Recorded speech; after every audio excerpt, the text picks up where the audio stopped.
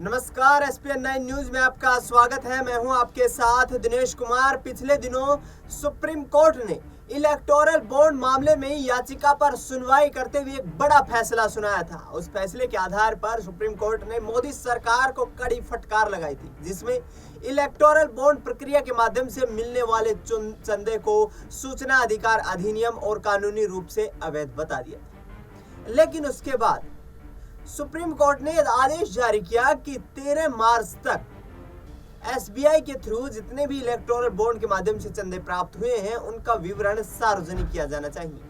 इस पर एसबीआई पहले तो विवरण जारी करने के लिए कुछ वक्त मांगता है, लेकिन उसके तुरंत बाद सुप्रीम कोर्ट जब संज्ञान लेता है और फटकार लगाता है तो इलेक्शन कमीशन उस पूरे विवरण को जारी कर देता है। जिसके बाद अब सवाल ये खड़े हो रहे हैं, हब पावर कॉरपोरेशन लिमिटेड जो कि सीपैक कॉरिडोर को बना रही है, यानी कि चाइना पाकिस्तान इकोनॉमिक कॉरिडोर, ये कंपनी पाकिस्तान में है और पाकिस्तान के ही मूल नागरिक इसके संस्थापक हैं। यानी कि यहाँ पर भारतीय जनता पार्टी और मोदी सरकार इसलिए फंसती हुई नजर आ रही है क्योंकि विपक्ष ये आरोप लगा रहा है कि 2019 में मिला चुनावी चंदा, पुलवामा हमले के बाद मिला चुनावी चंदा, भारतीय जनता पार्टी उसको भारत में अपनी चुनावी गतिविधियों को बढ़ाने के लिए इस्तेमाल कर रही है। हब पावर कॉरपोरेशन लिमिटेड जो कि एक पाकिस्तानी मूल की कंपनी है, पाकिस्तान और चाइना के बीच बन रहे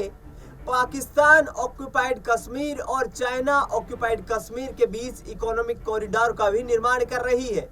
ऐसे में भारत के उत्तरी कश्मीर को दो भागों में विभाजित करने की पूरी रणनीति सीपैक के माध्यम से चाइना और पाकिस्तान तैयार करके चल रहे हैं, लेकिन पाकिस्तानी कंपनी से मिलने वाले चंदे के आधार पर अब मोदी सरकार घिरती हुई नजर आ रही है। विपक्ष इस मुद्दे को हाईलाइटेड मुद्दा करके पेश कर रहा है और कहना साफ तौर पर यह है कि पुलवामा हमले के दौरान चाइना से और पाकिस्तान से भारतीय जनता पार्टी को चंदा मिला है।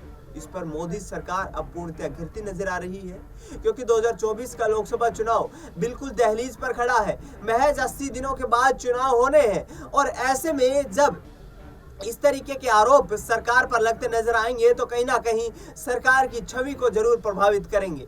पिछले दिनों आपको बता दें कि जब पुलवामा में वो हमला हुआ था जहां पर भारतीय सेना के 40 जवान शहीद हो गए थे, उस दौरान सत्यपाल मलिक जो कि तत्कालीन जम्मू कश्मीर के गवर्नर थे, उन्होंने साफ तौर पर मोदी सरकार पर यह आरोप लगाया कि मोदी सरकार ने सेना को पुख्ता सुविधाएं उपलब्ध नहीं करवाई और उसके कारण हमारे जवानों की शहादत हो गई थी।